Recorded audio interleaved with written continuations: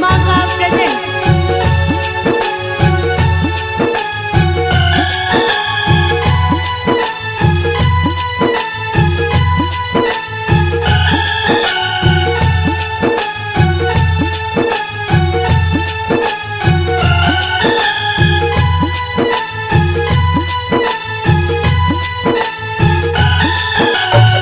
न तू बेवफा थी न मैं बेवफा था, न तू बेवफा थी न मैं बेवफा था।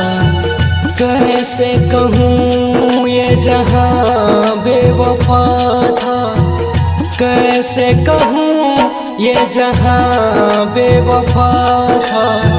न तू बेवफा थी न मैं बेवफा था, न तू बेवफा थी न मैं बेवफा था।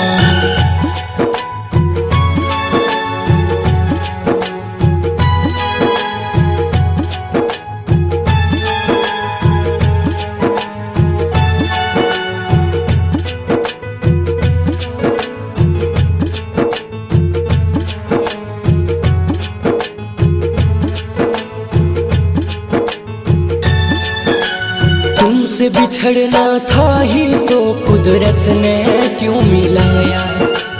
टूटे हुए मेरे दिल पे उसको भी आस न आया।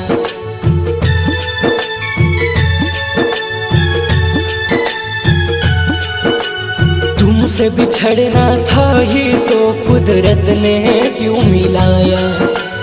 टूटे हुए मेरे दिल पे उसको भी आस न आया। पाके तुम्हें सारा जहां पा गया था, पाके तुम्हें सारा जहां पा गया था। न तू बेवफा थी न मैं बेवफा था, न तू बेवफा थी न मैं बेवफा था।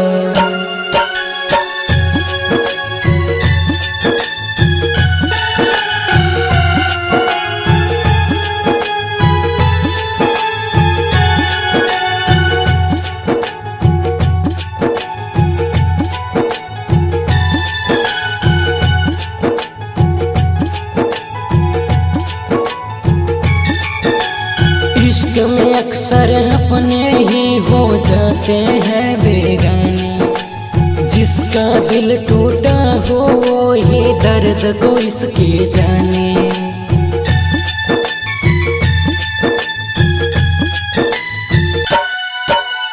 प्यार में अक्सर अपने ही हो जाते हैं बेगाने।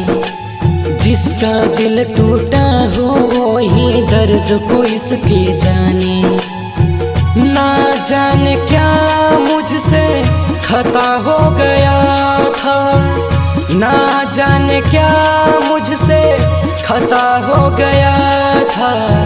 न तू बेवफा थी न मैं बेवफा था, न तू बेवफा थी न मैं बेवफा था। कैसे कहूँ ये जहाँ बेवफा था, कैसे कहूँ ये जहाँ बेवफा था।